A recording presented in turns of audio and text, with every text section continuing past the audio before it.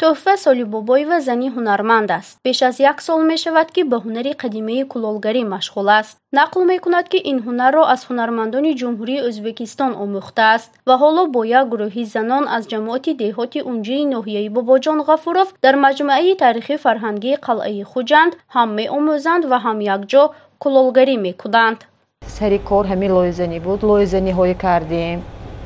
بعد و یا گرفته خشک میکنیم، نجدک میکنیم، سانی نقش به تیار میکنیم. اکنون حاضر با یک نمودی کار ما وای شد که بخش نام این وای. انوای بخش های ما وای میکنیم. یک بار لای میبیاد خشک شده و ما نجدک کرده پیچکه به بار میکنیم. وای 960 گرادوس به میپزد و میگیریم با کراسکه کرده با پیچکه به بار کرده با 980 گرادوس تا 1000 گرادوس به میپزیم. این کارو ما یگان بار نکردگی ندیدگی خیلی یک بار به آدم مشکلی میکشد. نکی من عادت کرده برفتیم کار کرده رفت وکداسیم.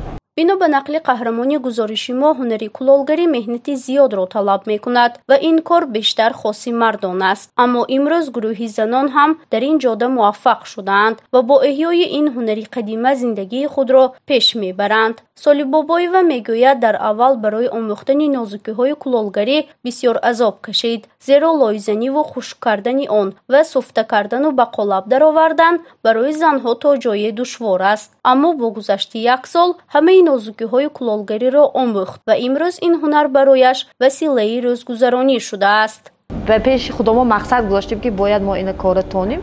من با زن‌های هم همین کار وای کردیم. زن‌های بیکار در خانه بیکار نشینن و همین کارهای هنرهای یاد گیرن. من تقریبا 1 سال میشد ما با همراهی شورای ریشتان جمهوری ازبکستان کارگرای همها و هم اومده اینجا کار یاد دادیم. همچون معلم و کار آموختیم.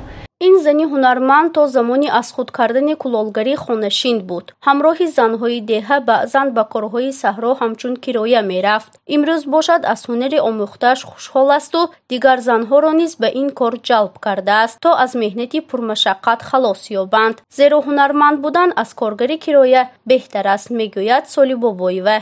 هم کاری صحرا بود هم استاها رفته شاگردی میکردیم همه هنرهای همون وای میکردیم میرفتیم اونجا کدام کی رفته مثلا زی کار به وای کند تکلیف کرده رفته کارا میکردیم. کاری صحرا افتاب بشه کوی کار سبکتر جاهای وای به زنهای قرم خود وای کی رحمت میها و کی کو موی قرم سخت وای نمیکنن کارهای سبک میمونن. قهرمانی گزارشی ما نیت دارد که در آینده باز هم این هنری خود را صیقل داده هرچی بیشتر زنهای خانشین را به کلالگری جلب کند.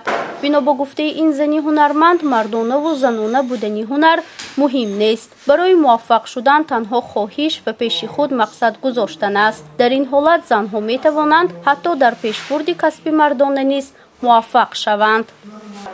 فرزانه شمسی و پرس تیجی، شهر خوجند.